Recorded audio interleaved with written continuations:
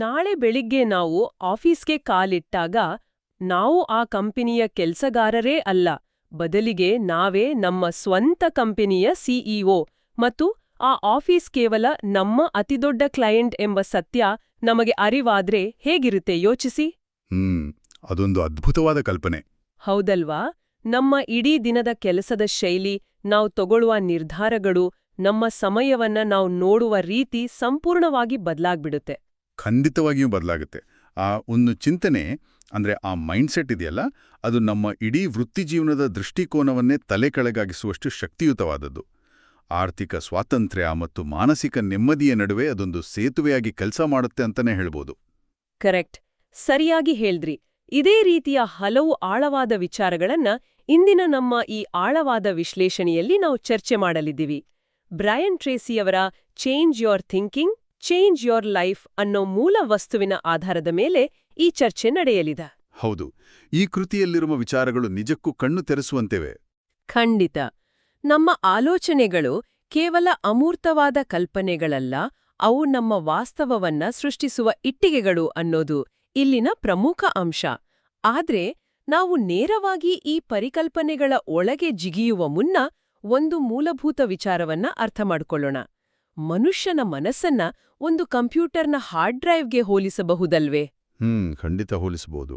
ಅಂದ್ರೆ ನಾವೆಲ್ಲರೂ ಹುಟ್ಟುವಾಗ ಒಂಥರ ಖಾಲಿ ಹಾಳೆಯಂತೆ ಇರ್ತೀವಿ. ತತ್ವಶಾಸ್ತ್ರದಲ್ಲಿ ಇದನ್ನ ಟ್ಯಾಬ್ಯುಲಾರ್ ರಸ ಅಂತಾರೆ. ಆಮೇಲೆ ನಮ್ಮ ಬಾಲ್ಯದ ಅನುಭವಗಳು, ಪೋಷಕರ ಮಾತುಗಳು, ಸುತ್ತಲಿನ ವಾತಾವರಣ ಇವೆಲ್ಲವೂ ನಮ್ಮನ್ನ ಪ್ರೋಗ್ರಾಮ್ ಮಾಡ್ತಾ ಹೋಗ್ತವೆ. ಆ ಹಾರ್ಡ್ ಡ್ರೈವ್ ಹೋಲಿಕೆ ನಿಜಕ್ಕೂ ಸೂಕ್ತವಾಗಿದೆ. ಆದ್ರೆ ಗೊತ್ತಾ, ಅದರಲ್ಲೊಂದು ಬಹುದೊಡ್ಡ ವ್ಯತ್ಯಾಸ ಇದೆ. ಓ, ಅದೇನು ವ್ಯತ್ಯಾಸ? ಏನಂದ್ರೆ, ಈಗ ಒಂದು ಕಂಪ್ಯೂಟರ್ ತನಗೆ ಸಿಗುವ ಡೇಟಾವನ್ನ ವಿಮರ್ಶೆ ಮಾಡೋದಿಲ್ಲ ಅಥವಾ ಅದರ ಬಗ್ಗೆ ಭಾವನಾತ್ಮಕವಾಗಿ ರಿಯಾಕ್ಟ್ ಮಾಡೋದಿಲ್ಲ. ಹೌದು, ಅದಕ್ಕೆ ಫೀಲಿಂಗ್ಸ್ ಇರಲ್ಲ. ನಿಖರವಾಗಿ. ಆದರೆ ಮನುಷ್ಯನ ಮೆದುಳು ಹಾಗಲ್ಲ. ಅದು ಬಾಲ್ಯದಲ್ಲಿ ಸ್ವೀಕರಿಸುವ ಪ್ರತಿಯೊಂದು ಮಾಹಿತಿಗೂ ಒಂದು ತೀವ್ರವಾದ ಭಾವನಾತ್ಮಕ ತೂಕವನ್ನ, ಅಂದ್ರೆ ಇಮೋಷನಲ್ ವೆಯ್ಟ್ ಅನ್ನ ನೀಡುತ್ತೆ. ನಮ್ಮ ಒಳಗಿನ ಆಲೋಚನೆಗಳು ಮತ್ತು ಹೊರಗಿನ ವಾಸ್ತವದ ನಡುವೆ ಇರುವ ಈ ನೇರವಾದ ಸಂಬಂಧವನ್ನೇ ಅನುರೂಪತೆಯ ನಿಯಮ ಅಥವಾ ಲಾ ಆಫ್ ಕರೆಸ್ಪಾಂಡೆನ್ಸ್ ಅಂತ ಕರೆಯೋದು. ಲಾ ಆಫ್ ಕರೆಸ್ಪಾಂಡೆನ್ಸ್ ಅಂದ್ರೆ ನಮ್ಮ ಹೊರಗಿನ ಪ್ರಪಂಚ ನಾವು ಒಳಗಡೆ ಏನಾಗಿದ್ದೀವಿ ಅನ್ನೋದ್ರ ಕನ್ನಡಿ ಇದ್ಹಾಗೆ.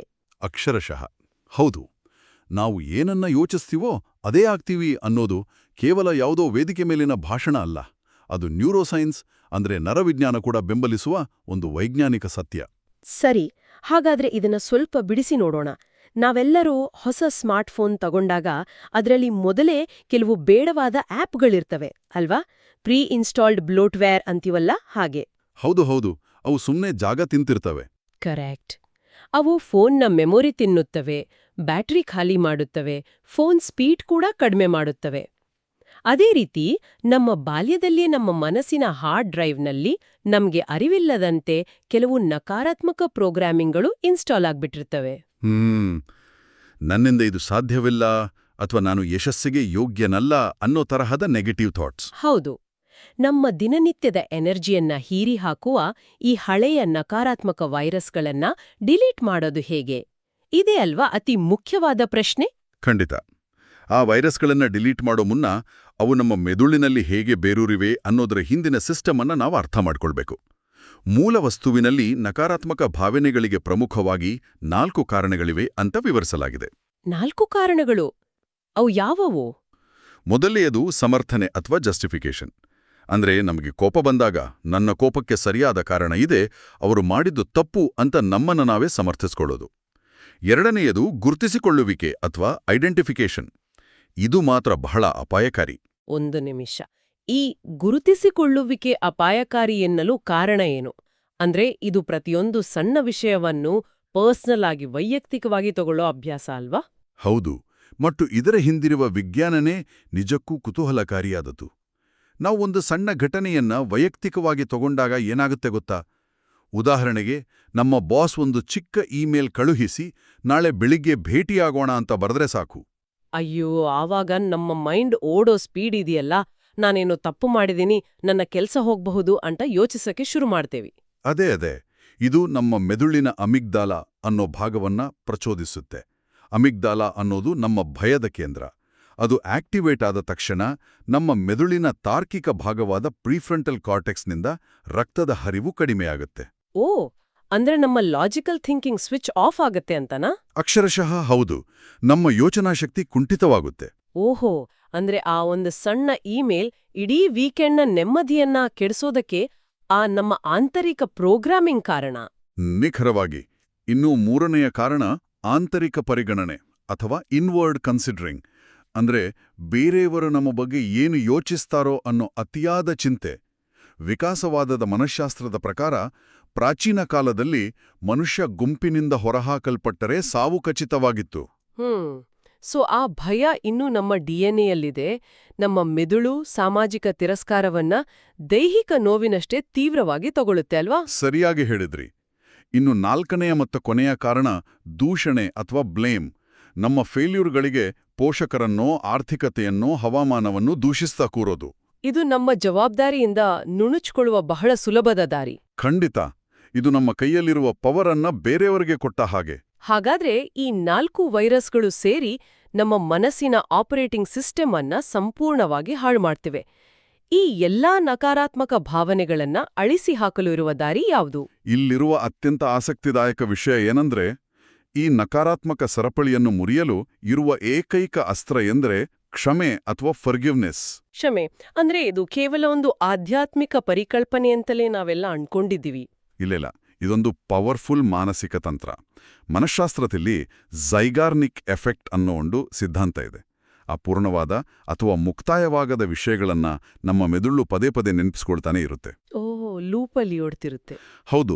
ಹಿಂದಿನ ಕೈಘಟನೆಗಳನ್ನ ನಾವು ಕ್ಷಮಿಸದೇ ಇದ್ದಾಗ ಮೆದುಳು ಆ ಲೂಪನ್ನ ಓಡಿಸ್ತಲೇ ಇರುತ್ತೆ. ನಾವು ನಮ್ಮ ಪೋಷಕರನ್ನ, ಹಿಂದಿನ ಸಂಬಂಧಗಳನ್ನ ಮತ್ತು ಮುಖ್ಯವಾಗಿ ನಮ್ಮನ್ನು ನಾವು ಕ್ಷಮಿಸಿದಾಗ ಮಾತ್ರ ಆ ಲೂಪ್ ಎಂಡಾಡುತ್ತೆ. ಅದಕ್ಕೆ ತಾನೇ ಮೂಲ ವಸ್ತುವಿನಲ್ಲಿ ಕ್ಷಮಾಪಣೆಯ ಪತ್ರ ಅಥವಾ ದ ಲೆಟರ್ ಬರೆಯುವ ತಂತ್ರವನ್ನ ಉಲ್ಲೇಖಿಸಿರೋದು. ಹೌದು.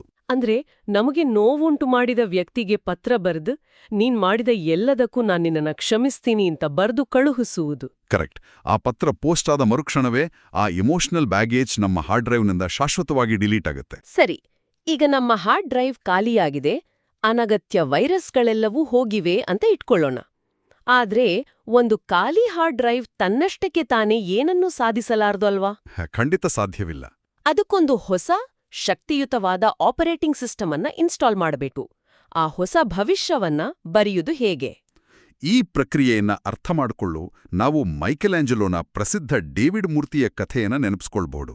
ಆತ ಕಲ್ಲಿನೊಳಗಿದ್ದ ಮೂರ್ತಿಯನ್ನ ಕಂಡು ಕೇವಲ ಬೇಡವಾದ ಕಲ್ಲುಗಳನ್ನ ಉಳಿಯಿಂದ ತೆಗೆದುಹಾಕಿದ. ಅಂದ್ರೆ ಮೂರ್ತಿ ಮೊದಲೇ ಅಲ್ಲಿತ್ತು, ಜಸ್ಟ್ ಆಚೆ ತರಬೇಕಿತ್ತು. ಹೌದು. ನಾವು ಇದನ್ನ ಆಧುನಿಕ ನರವಿಜ್ಞಾನಕ್ಕೆ ಅಥವಾ ನ್ಯೂರೋಪ್ಲಾಸ್ಟಿಸಿಟಿಗೆ ಹೋಲಿಸಿದರೆ ನಮ್ಮ ಮೆದುಳು ಕೂಡ ಹಾಗೆಯೇ ಕೆಲಸ ಮಾಡುತ್ತೆ. ನಾವು ಹೊಸ ಗುರಿಗಳನ್ನು ಸ್ಪಷ್ಟಪಡಿಸಿಕೊಂಡಾಗ ನಮ್ಮ ಮೆದುಳು ಹಳೆಯ ಬೇಡವಾದ ನರಕೋಶಗಳ ಸಂಪರ್ಕಗಳನ್ನು ಕತ್ತರಿಸಿ ಹಾಕಿ ಹೊಸ ಸಂಪರ್ಕಗಳನ್ನು ಬೆಸೆಯಲು ಶುರುಮಾಡುತ್ತೆ.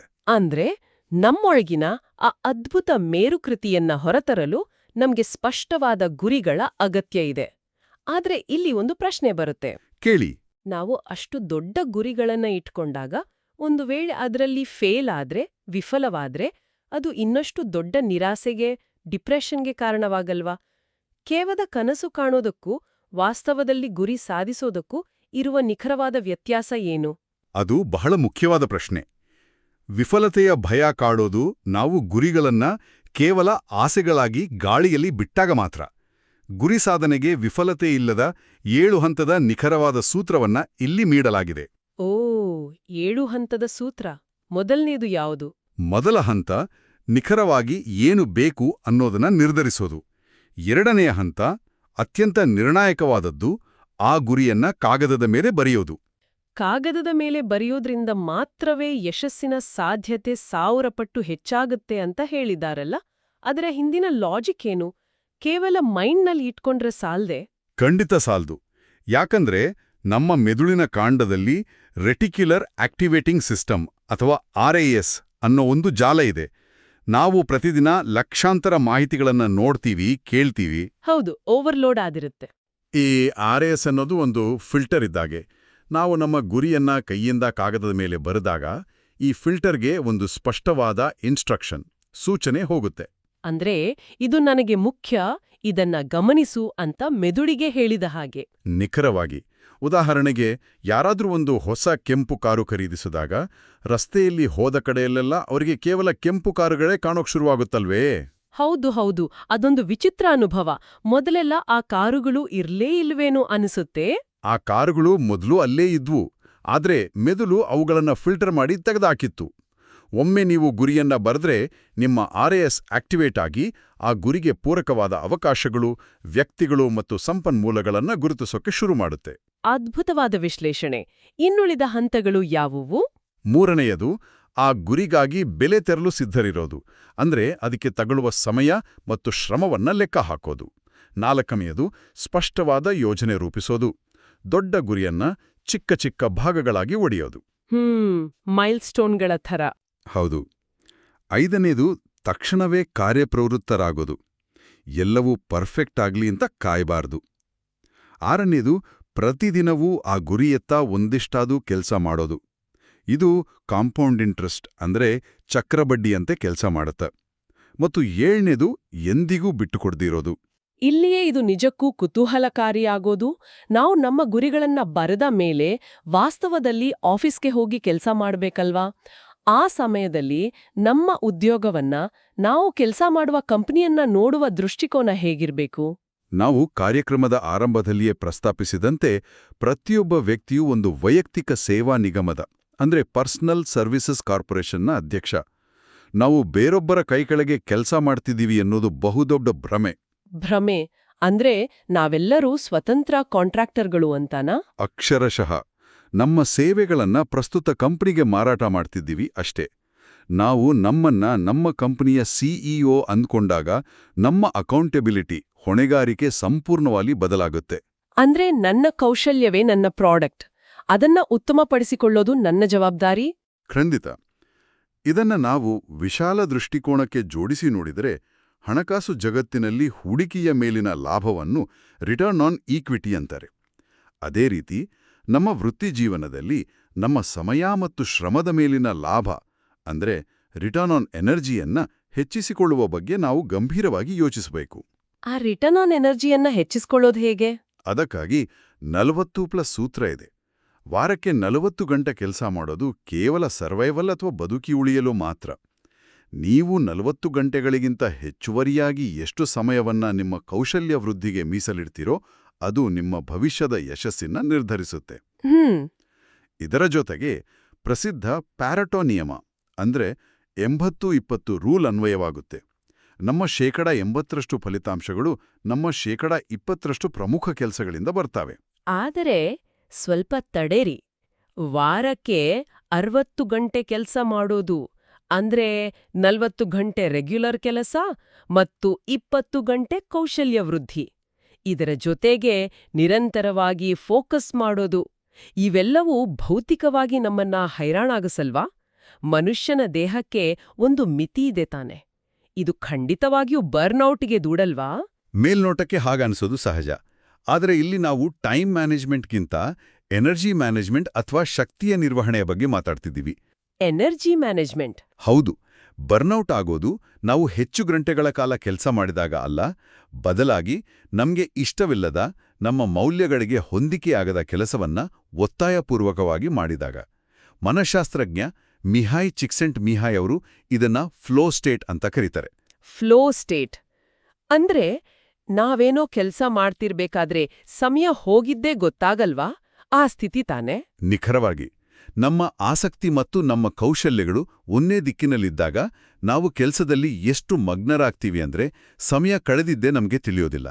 ಆ ಸ್ಥಿತಿಯಲ್ಲಿ ಕೆಲಸವು ನಮ್ಮ ಶಕ್ತಿಯನ್ನ ಹೀರೋದಿಲ್ಲ, ಬದಲಾಗಿ ನಮಗೆ ಹೊಸ ಶಕ್ತಿಯನ್ನ ನೀಡುತ್ತೆ. ಅಂದ್ರೆ ಸರಿಯಾದ ಕೆಲಸವನ್ನ ಆರಿಸ್ಕೊಂಡಾಗ 60 ಗಂಟೆ ದುಡಿದ್ರೂ ಅದು ಕೆಲಸದಂತೆ ಅನಿಸೋದಿಲ್ಲ, ಅದು ಆಟವಾಡದಂತೆ ಇರುತ್ತೆ. ಮತ್ತು ನೀವು ಗೆಲುವಿನ ಅಂಚು ಅಥವಾ ವಿನ್ನಿಂಗ್ ಎಡ್ಜ್ ಬಗ್ಗೆ ಕೂಡ ಹೇಳ್ತಿದ್ರಿ. ಹೌದು. ವಿನ್ನಿಂಗ್ ಎಡ್ಜ್ ಪರಿಕಲ್ಪನೆ ಬಹಳ ಸರಳವಾದರೂ ತುಂಬಾನೇ ಪವರ್ಫುಲ್. ಕುದುರೆ ರೇಸ್ನಲ್ಲಿ ಮೊದಲ ಸ್ಥಾನ ಪಡೆದ ಕುದುರೆ 2ನೇ ಸ್ಥಾನದ ಕುದುರೆಗಿಂತ ಕೇವಲ ಮೂಗಿನ ಉದ್ದದಷ್ಟು ಮುಂದಿರ್ಬೋದಷ್ಟೇ. Just a fraction of a second. Correct. ಅಂದ್ರೆ ಕೇವಲ 1 ಅಥವಾ 2% ಮಾತ್ರ ಉತ್ತಮವಾಗಿರ್ಬೋದು. ಆದರೆ ಬಹುಮಾನದ ಮೊತ್ತ 10 ಪಟ್ಟು ಹೆಚ್ಚಿರುತ್ತೆ. ವೃತ್ತಿಜೀವನದಲ್ಲೂ ಅಷ್ಟೇ, ನಾವು ನಮ್ಮ ಕಾಂಪಿಟೇಟರ್ಗಳಿಗಿಂತ 100 ಪಟ್ಟು ಬುದ್ಧಿವಂತರಾಗಿರ್ಬೇಕಿಲ್ಲ. ಆದ್ರೆ ಜಸ್ಟ್ ಆ ಮೂಗಿನ ಉದ್ದದಷ್ಟು ಮುಂದಿರ್ಬೇಕು. ಹೌದು. ಪ್ರತಿದಿನ ನಮ್ಮ ಕೌಶಲ್ಯವನ್ನ ಕೇವಲ 3% ಉತ್ತಮಪಡಿಸಿಕೊಂಡ್ರೂ ದೀರ್ಘಕಾಲದಲ್ಲಿ ಅದರ ಪ್ರತಿಫಲ ಅಗಾಧವಾಗಿರುತ್ತೆ. ಇವುಗಳನ್ನ ಬರೆದೆವು, ನಮ್ಮ ವೃತ್ತಿಯ ಸಿಇಒ ಆಗಿ ಕಾರ್ಯನಿರ್ವಹಿಸೋಕೆ ಶುರು ಮಾಡಿದೆವು. ಇವೆಲ್ಲವೂ ನಮ್ಮ ವೈಯಕ್ತಿಕ ಬೆಳವಣಿಗೆಯಾಯಿತು. ಆದರೆ ವಾಸ್ತವ ಜಗತ್ತಿನಲ್ಲಿ ಏಕಾಂಗಿಯಾಗಿ ದೊಡ್ಡ ಯಶಸ್ಸು ಗಳಿಸಲು ಸಾಧ್ಯವೇ? ನಮ್ಮ ಸುತ್ತಲಿನ ಜಾಲ ಅಥವಾ ನೆಟ್ವರ್ಕ್ನ ಶಕ್ತಿ ಎಷ್ಟು ಪ್ರಮುಖವಾದದ್ದು? ಇದು ಒಂದು ಪ್ರಮುಖ ಪ್ರಶ್ನೆಯನ್ನ ಹುಟ್ಟುಹಾಕುತ್ತೆ. ನಾವು ನಮ್ಮ ದಿನದ ಬಹುಪಾಲು ಸಮಯವನ್ನ ಯಾರೊಂದಿಗೆ ಕಳೆಯುತ್ತೀವಿ? ಮನಃಶಾಸ್ತ್ರದಲ್ಲಿ ಉಲ್ಲೇಖ ಗುಂಪು ಅಥವಾ ರೆಫರೆನ್ಸ್ ಗ್ರೂಪ್ ಅನ್ನೋ ಒಂದು ಪರಿಕಲ್ಪನೆ ಇದೆ. Reference group? ಹೌದು. ನಮ್ಮ ಮೆದುಳಿನಲ್ಲಿ ಮಿರರ್ ನ್ಯೂರಾನ್ಗಳು ಅಂತ ಇರ್ತವೆ. ನಾವು ಯಾರೊಂದಿಗೆ ಹೆಚ್ಚು ಬೆರೆಯುತ್ತೇವೆಯೋ ಅವರಿಗೆ ಅರಿವಿಲ್ಲದಂತೆಯೇ ಅವರ ಆಲೋಚನಾ ಶೈಲಿ, ಭಾಷೆ ಮತ್ತು ವರ್ತನೆಗಳನ್ನ ನಾವು ಕಾಪಿ ಮಾಡಕ್ ಶುರು ಮಾಡ್ತೀವಿ. ಅಂದ್ರೆ ನಾವು ಸದಾ ದೂರುವ, ನೆಗೆಟಿವ್ ಆಗಿ ಮಾತಾಡುವ ಜನರ ಜೊತೆಗಿದ್ರೆ ನಾವು ಕೂಡ ಹಾಗೆಯೇ ಆಗ್ತೀವಿ. ಖಂಡಿತವಾಗಿಯೂ. ಯಶಸ್ವಿ ಆಗಬೇಕಾದ್ರೆ ಯಶಸ್ವಿ ಜನರ ಉಲ್ಲೇಖ ಗುಂಪನ್ನ ನಾವು ಪ್ರಜ್ಞಾಪೂರ್ವಕವಾಗಿ ಕಟ್ಕೋಬೇಕು. ಆದ್ರೆ ಆ ಗುಂಪನ್ನ ಕಟ್ಟುಕೊಳ್ಳೋದು ಹೇಗೆ? ನಾವೆಲ್ಲರೂ ಏಕಾಏಕಿ ದೊಡ್ಡೊಡ್ಡ ಯಶಸ್ವಿ ಸಿಇಒಗಳ ಜೊತೆ ಕಾಫಿ ಕುಡಿಯೋಕ್ ಹೋಗೋಕಾಗಲ್ವಲ್ಲ. ಖಂಡಿತ ಇಲ್ಲ. ಆದ್ರೆ ನಮ್ಮ ಸುತ್ತಮುತ್ತಲಿನ, ನಮ್ಮ ಕ್ಷೇತ್ರದ 100 ಅತ್ಯಂತ ಪ್ರಭಾವಿ ವ್ಯಕ್ತಿಗಳ ಪಟ್ಟಿಯನ್ನ ನಾವು ಮಾಡಬಹುದು. ವೃತ್ತಿಪರ ಸಂಘಟನೆಗಳನ್ನು ಸೇರಬಹುದು ಮತ್ತು ಬಹಳ ಮುಖ್ಯವಾಗಿ ಅಲ್ಲಿ ಕೇವಲ ವೀಕ್ಷಕರಾಗಿರದೆ ಸಮಿತಿಗಳಲ್ಲಿ ಜವಾಬ್ದಾರಿ ತೆಗೆದುಕೊಂಡು ಸ್ವಯಂ ಸೇವಕರಾಗಿ ಕೆಲಸ ಮಾಡಬಹುದು. ಅಂದ್ರೆ ವಾಲಂಟಿಯರ್ ಆಗಿ ಕೆಲಸ ಮಾಡೋದು. ಹೌದು. ಇದು ನಮ್ಮ ಸಾಮರ್ಥ್ಯವನ್ನ ಆ ಪ್ರಭಾವಿ ಜನರಿಗೆ ನೇರವಾಗಿ ಪರಿಚಯಿಸುತ್ತೆ. ಅಂದ್ರೆ ನೀವ್ ಹೇಳ್ತಿರೋದು ನೆಟ್ವರ್ಕಿಂಗ್ ಅನ್ನೋದು ಕೇವಲ ಹೋಗಿ ವಿಸಿಟಿಂಗ್ ಕಾರ್ಡ್ ಹಂಚೋದಲ್ಲ. ಅದು ಒಂದು ರೀತಿಯ ಬ್ಯಾಂಕ್ ಅಕೌಂಟ್ ಇದ್ದ ಹಾಗೆ. ನಾವ್ ಇತರರಿಗೆ ಮೌಲ್ಯಯುತವಾದದ್ದನ್ನ ನೀಡೋದು, ಪ್ರತಿಫಲಾಪೇಕ್ಷೆ ಇಲ್ದೆ ಸಹಾಯ ಮಾಡೋದು, ಆ ಬ್ಯಾಂಕಿನಲ್ಲಿ ಡಿಪಾಸಿಟ್ ಮಾಡ್ದಂತೆ. ಇದನ್ನ ಕೊಡುವ ನಿಯಮ ಅಥವಾ ಲಾ ಆಫ್ ಗಿವಿಂಗ್ ಅನ್ಬಹುದೇ? ಅಕ್ಷರಶಃ ಹೌದು. ನಾವು ಯಾವುದೇ ನಿರೀಕ್ಷೆ ಇಲ್ಲದೆ ಇತರರ ಏಳಿಗೆಗೆ ಸಹಾಯ ಮಾಡಿದಾಗ ಸಮಾಜದಲ್ಲಿ ನಮ್ಮ ಬಗ್ಗೆ ಒಂದು ಟ್ರಸ್ಟ್ ನೆಟ್ವರ್ಕ್, ಅಂದ್ರೆ ವಿಶ್ವಾಸಾರ್ಹತೆಯ ಜಾಲ ನಿರ್ಮಾಣವಾಗುತ್ತೆ. ಜನ ನಮ್ಮನ್ನ ನಂಬೋಕ್ ಶುರು ಮಾಡ್ತಾರೆ. ಮಾನವನ ಸಹಜ ಗುಣವೇ ಅದು. ಯಾರಾದರೂ ನಮಗೆ ಸಹಾಯ ಮಾಡಿದಾಗ ನಾವು ಅವರಿಗೆ ಮರಳಿ ಸಹಾಯ ಮಾಡಬೇಕು ಅನ್ನೋ ಮಾನಸಿಕ ಪ್ರಚೋದನೆ, ಅಂದ್ರೆ ರೆಸಿಪ್ರೋಸಿಟಿ ಬಯಾಸ್ ಉಂಟಾಗುತ್ತೆ. ಹೀಗೆ ನಾವು ಒಳ್ಳೆಯದನ್ನ ನೀಡ್ತಾ ಹೋದಾಗ ಅದು ಬಡ್ಡಿ ಸಮೇತ ಅನಿರೀಕ್ಷಿತ ಮೂಲಗಳಿಂದ ನಮಗೆ ಮರಳಿ ಬರುತ್ತೆ. ಹಾಗಾದ್ರೆ ಇದರ ಒಟ್ಟು ಅರ್ಥವೇನು? ನಾವಿಂದು ಚರ್ಚಿಸಿದ ಈ ಎಲ್ಲ ಆಳವಾದ ವಿಚಾರಗಳನ್ನ ಒಂದೆಡೆ ಸೇರಿಸಿದರೆ ಒಂದು ಸ್ಪಷ್ಟ ಚಿತ್ರಣ ಮೂಡುತ್ತೆ. ಮೊದಲನೆಯದಾಗಿ, ನಮ್ಮ ಮೆದುಳೆಂಬ ಹಾರ್ಡ್ ಡ್ರೈವ್ನಲ್ಲಿರುವ ಸಮರ್ಥನೆ ಮತ್ತು ದೂಷಣೆಯಂತಹ ನಕಾರಾತ್ಮಕ ವೈರಸ್ಗಳನ್ನ ಕ್ಷಮೆಯ ಮೂಲಕ ಅಳಿಸಿ ಹಾಕೋದು. ಎರಡನೆಯದು, ಗುರಿಗಳನ್ನ ಕೇವಲ ಗಾಳಿಯಲ್ಲಿ ಬಿಡದೆ ಕಾಗದದ ಮೇಲೆ ಬರೆಯುವ ಮೂಲಕ ನಮ್ಮ ಮೆದುಳಿನ ರೆಟಿಕ್ಯುಲರ್ ಆಕ್ಟಿವೇಟಿಂಗ್ ಸಿಸ್ಟಮ್ ಅನ್ನ ಜಾಗೃತಗೊಳಿಸೋದು. ಹೌದು. ಮೂರನೆಯದು, ನಮ್ಮ ವೃತ್ತಿಜೀವನದ ಸಂಪೂರ್ಣ ಜವಾಬ್ದಾರಿಯನ್ನ ನಾವೇ ಹೊತ್ತು ನಾವೇ ನಮ್ಮ ಸ್ವಂತ ವೈಯಕ್ತಿಕ ಸೇವಾ ನಿಗಮದ ಅಧ್ಯಕ್ಷರು ಅಂತ ಕಾರ್ಯನಿರ್ವಹಿಸೋದು. ಮತ್ತು ಅಂತಿಮವಾಗಿ, ಪ್ರತಿಫಲಾಪೇಕ್ಷೆ ಇಲ್ಲದೆ ಇತರರಿಗೆ ಸಹಾಯ ಮಾಡುತ್ತಾ ಸಕಾರಾತ್ಮಕ ಜನರ ಉಲ್ಲೇಖ ಗುಂಪನ್ನ ನಿರ್ಮಿಸಿಕೊಳ್ಳೋದು. ಸರಿಯಾಗಿ ಸಮ್ಮರೈಸ್ ಮಾಡಿದ್ರಿ. ಇವೆಲ್ಲವೂ ಪ್ರತ್ಯೇಕವಾದ ನಿಯಮಗಳಲ್ಲ, ಬದಲಾಗಿ ಒಂದಕ್ಕೊಂದು ಬಿಡಿಸಲಾಗದಂತೆ ಬೆಸೆದುಕೊಂಡಿರುವ ಸರಪಳಿಗಳು. ನಮ್ಮ ಒಳಗಿನ ಆಲೋಚನೆಗಳು ಬದಲಾದಾಗ ನರಕೋಶಗಳ ಮಟ್ಟದಲ್ಲಿ ನಮ್ಮ ಪ್ರತಿಕ್ರಿಯೆಗಳು ಬದಲಾಗುತ್ತವೆ. ಪ್ರತಿಕ್ರಿಯೆಗಳು ಬದಲಾದಾಗ ನಮ್ಮ ದೈನಂದಿನ ಆಯ್ಕೆಗಳು ಬದಲಾಗುತ್ತವೆ. ಮತ್ತು ಆ ಆಯ್ಕೆಗಳು ನಿರಂತರವಾದಾಗ ನಮ್ಮ ಜೀವನದ ವಾಸ್ತವವೇ ಸಂಪೂರ್ಣವಾಗಿ ಹೊಸ ರೂಪ ಪಡೆಯುತ್ತೆ. ಖಂಡಿತವಾಗಿಯೂ. ಈ ಎಲ್ಲ ಅದ್ಭುತ ಒಳನೋಟಗಳನ್ನ ಕೇಳಿದ ನಂತರ ಈ ಸಂಭಾಷಣೆಯನ್ನ ಮುಕ್ತಾಯಗೊಳಿಸುವ ಮುನ್ನ ಒಂದು ವಿಚಾರ ನಮ್ಮೆಲ್ಲರ ಮನಸ್ಸಿನಲ್ಲಿ ದೀರ್ಘಕಾಲ ಉಳಿಯುವಂತೆ ಮಾಡಲು ನಾನು ಇಚ್ಛಿಸ್ತೀನಿ. ನಾವು ಮುಂಚೆ ಮಾತನಾಡಿದ ಮೈಕೆಲ್ಯಾಂಜಲೋನ ಕಲ್ಲಿನ ಮೂರ್ತಿಯ ರೂಪಕವನ್ನ ಒಮ್ಮೆ ನೆನಪಿಸ್ಕೊಳ್ಳಿ. ನಮ್ಮ ಪ್ರತಿಯೊಬ್ಬರ ಒಳಗೂ ಒಂದು ಅದ್ಭುತವಾದ, ವಿಶಿಷ್ಟವಾದ ಮತ್ತು ಅಪಾರ ಸಾಮರ್ಥ್ಯವುಳ್ಳ ಮೇರುಕೃತಿ ಅಡಗಿದೆ. ಆ ಮೂರ್ತಿ ಹೊರಬರಲು ಹೊರಗಿನ ಪ್ರಪಂಚವನ್ನ ಬೆರಗುಗೊಳಿಸಲು ಕಾಯ್ತಿದೆ. ಹಾಗಾದ್ರೆ ಆ ಮೇರುಕೃತಿಯನ್ನ ಹೊರತರಲು ಆಲೋಚನೆಗಳೆಂಬ ಉಳಿಯನ್ನ ಹಿಡಿದು ಇಂದು ನಾವು ಕತ್ತರಿಸಿ ತೆಗೆಯಬೇಕಾದ ಮೊದಲ ನಕಾರಾತ್ಮಕ ಕಲ್ಲಿನ ಚೂರು ಯಾವುದು? ಆಲೋಚಿಸಿ. ಮುಂದಿನ ಬಾರಿ ಭೇಟಿಯಾಗುವವರೆಗೆ ನಮಸ್ಕಾರ.